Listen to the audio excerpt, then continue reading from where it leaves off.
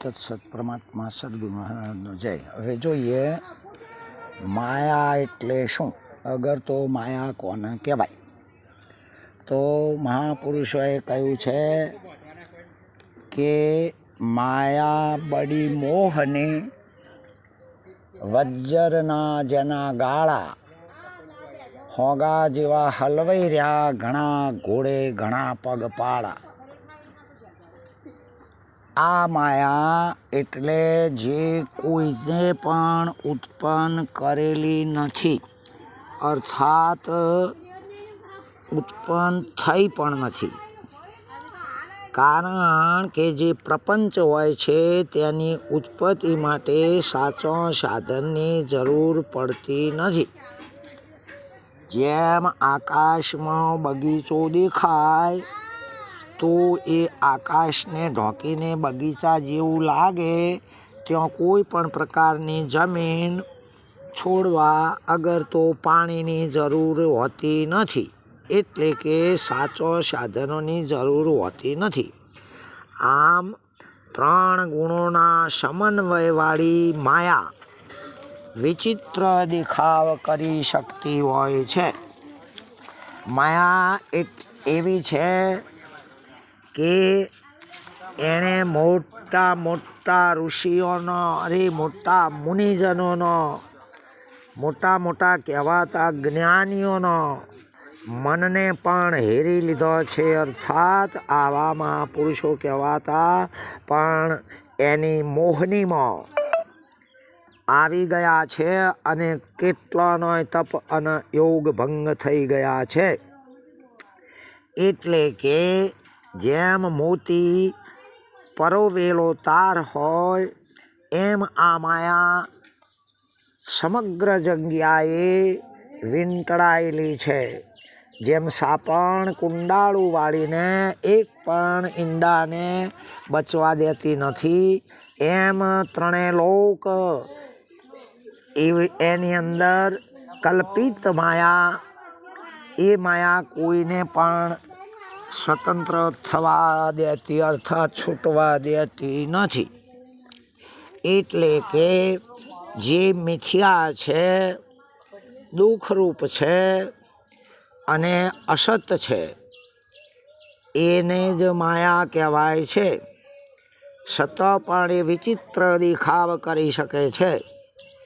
એનું મૂળ બંધારણ જોઈએ તો અસત રૂપ, મિથ્યા રૂપ અને જળ રૂપ છે, અને દુઃખરૂપ પણ છે। એટલે આ કાયા એ જ માયાનું રૂપ છે। પરંતુ જેમ એક વખતે એક સિંહ ગુફામાં થોડોક આરામ લેવા બેઠો અને આંખ મેકાણી, એટલામાં કરોળિયાએ આવીને જાળું બનાવી દીધું। અચાનક આંખ ઉઘડી જવાથી સિંહે માની બેઠું કે મને કોઈકે લોખંડના પાંજરામાં પૂરી દીધો છે। એટલે જરા પણ વિચાર કર્યા વગર અંદર જાણે બૂમરાડ કરવા માંડ્યો। જાનવરોની તો તાકાત નહીં પાસેથી એક, પણ કોઈ અજાણ્યો માણસ આવી ગયો અને એને સમજણ પડી ગઈ કે કરોળિયાના તંતુઓ છે, લોખંડના, સાચી ઝાડ નથી। એટલે એણે કહ્યું કે તમે આંખો બંધ કરી દો, હું મંત્ર ભણું, અને જ્યારે હાકોટો કરું એ વખતે તમે છલંગ મારી દેજો। આ રીતે કરવાથી સિંહે ગભરાઈને આંખો મીંચી દીધી। પેલાએ ફક્ત પોતાની લાકડી ફેરવી દીધી અને કરોળિયાની ઝાડ તૂટી ગઈ। પછી લગભગ 2 ખેતર આગો જઈને ઝાડ પર ચડી ગઈને બૂમ પાડી। સિંહે જેવી છલંગ મારી એટલે પેલી ઝાડ કરોળિયાની હતી વગર મહેનતે, અને એવો નાઠો ને એને પેલાનો ઉપકાર માન્યો કે ખરેખર તમારા સિવાય મારી ઝાડ કોઈ તોડી શકે નહીં। આ જ રીતે આપણને, એટલે કે વિશ્વને માયા વીંટળાઈને પડેલી છે। કહેવાનો અર્થ એ છે કે જે અનાદિ કલ્પિત અવિદ્યા જીવે પોતે જ પોતાનામાંથી પેદા કરી છે અને હવે ભાન ભૂલી ગયો છે, માટે અવિદ્યા પોતે જ દેહ દુનિયાના રૂપમાં થઈ છે। જેમ કરોળિયાના મુખની જાળ એ ઝાડ જ ખૂબ તેનો ખોરાક બનીને અને પછી એ કરોળિયો એ ઝાડમાં જ ફસાઈને મરી જતો હોય છે. એ રીતે માયામાં ફસાયેલો જીવાત્મા બચી શકતો નથી. સદગુરુજી અહીં જણાવે છે કે જો બરાબર તત્વ વિચાર કરીએ તો જેનું કોઈ પણ અસ્તિત્વ જ દેખાતું નથી અને છે પણ નહીં, છતાંય પણ જે દુઃખરૂપ છે અને પોતે કોઈ પણ કરવા સમર્થ જ નથી એવી જળરૂપ છે. બસ આ જડતા, દુઃખ અને અસત રૂપના બંધારણવાળો આકાર માત્ર માયા જ છે. જેમ સાપ જતો રહ્યો હોય ને એનો અંકોરો પડ્યો હોય એમ માયા નથી, છતાં એનો દેખાવ કરી રહી છે. છતાં પણ નથી, છતાં પણ દ્રશ્ય થઈને દેખાય છે અને કાયમ માટે એ રહેતી નથી.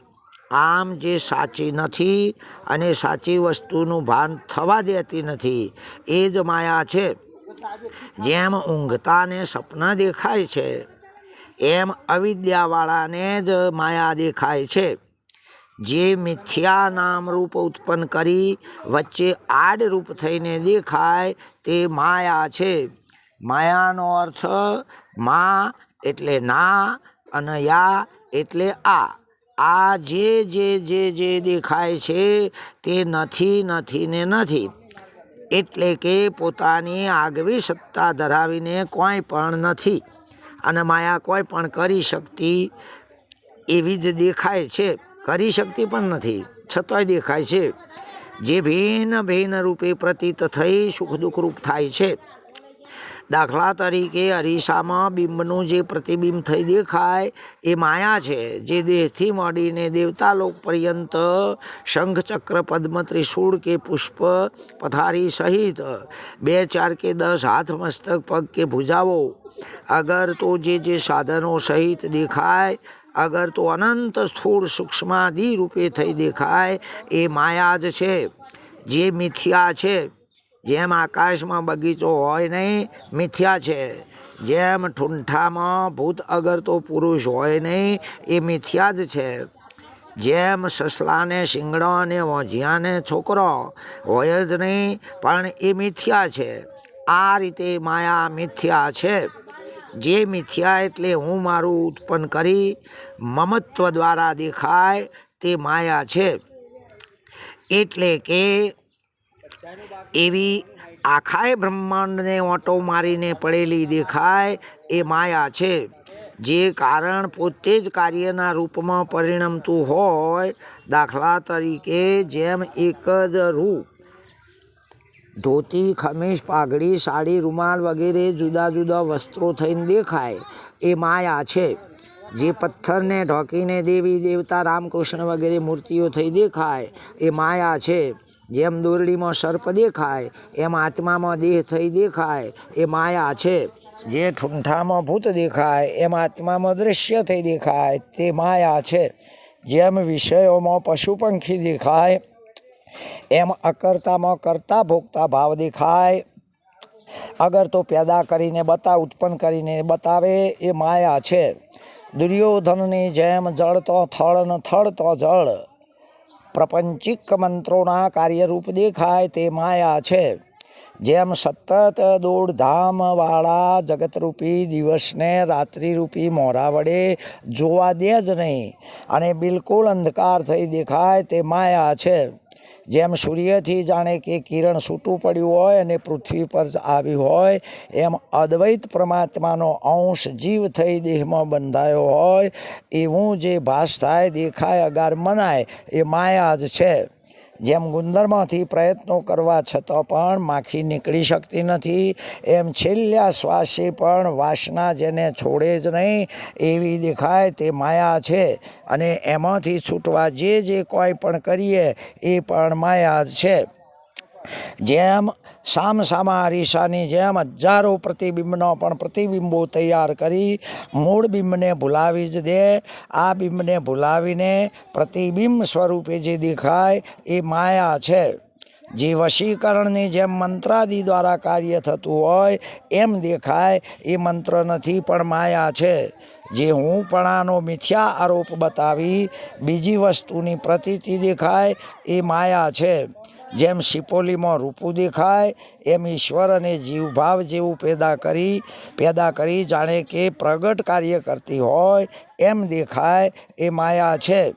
જે મોક્ષાદિ સ્વર્ગાદિ નરકાદિ વગેરે સ્થાનોનો શ્રેય પ્રેય સ્વરૂપે દેખાય માયા છે. જે સ્વાર્થી લાલચુ અને અજ્ઞાનીજનોને પોતાના પ્રપંચમાં સપડાવી વિવિધ સ્થિતિમાં દેખાય એ માયા છે. જે કીટ પતંગથી મળીને પશુ પંખી તથા દેવી દેવતાના રૂપે સન્મુખ થઈ દેખાય એ માયા જ છે. આમ જે મિથ્યાવાદ જ બતાવે છે તેમ છતાં પણ લૌકિક દ્રષ્ટિએ વાસ્તવિક હકીકત જ હોય એમ લાગે એ માયા છે. જેને શાસ્ત્રોક્ત દ્રષ્ટિએ જોતો મિથ્યા કહેવામાં આવે છે, એટલે કે ફક્ત દેખાવ પૂરતી જ છે અને છેવટે બાદ થવાવાળી છે એ માયા છે. જે ગુરુ સંતના મતથી જોતો અનિર્વચનીય એટલે કે સાચીએ નહીં અને ખોટી પણ નહીં. દાખલા તરીકે મરુભૂમિના મૃગજળ પાણી સમાન દેખાય એ માયા છે. પાણી હોય નહીં, પગ ભીંજવાય નહીં, તરસ મટે નહીં. આમ નામ રૂપનો આકાર લેવાવાળી અસત જડ અને દુઃખ સ્વરૂપ જે દેખાય એ માયા છે. વાસ્તવિક મિથ્યા કે અનિર્વચનીય તથા જીવ બ્રહ્મની ભિન્નતા બતાવવાવાળી નાશવંત કાર્યવાળી તથા સ્વરૂપ દ્રષ્ટિએ જોતો અવિનાશી શાંત અને અવિભાજ્ય રૂપ જે છે એ માયા છે. બ્રહ્માદિ દેવો, શંકરાદિ યોગીઓ, નારદ જેવા ઋષિઓ, પરાશર જેવા તપસ્વીઓ, ઇન્દ્ર જેવા અધિપતિઓ, રામકૃષ્ણાદિ જેવા અવતારો, વિશ્વામિત્રદિ જેવા દેવા જેવા સિદ્ધો, અરે આ સ્થાવર જંગમ ભૂત ભૌતિક કોઈને પણ છોડે નહીં એવી આ મોહ પમાડનારી મહામાયા છે. ફક્ત સંત કૃપા કે સદગુરુ જ્ઞાન પ્રકાશ સિવાય બીજો કોઈ છૂટવાનો ઉપાય નથી. એટલા માટે માયા એ માયા છે એ સપ્તદીપ નવખંડના રૂપમાં વ્યાપક થઈને રહેલી છે. જેમ પ્રકાશમાં આપણી આંખ અંજાઈ જાય એમ આ માયાના પ્રભાવના લીધે જે અંજાઈ જાય એની જીવદશા થાય છે. એટલે સંત સદગુરુ કહે છે કે જ્યાં સુધી તત્વદ્રષ્ટિ એટલે અનુભવ વિચાર ના કરીએ ત્યાં સુધી આનો અંત આવે એમ નથી. ઓમ તત્સત. પરમાત્માએ સદગુરુ મહારાજનો જય.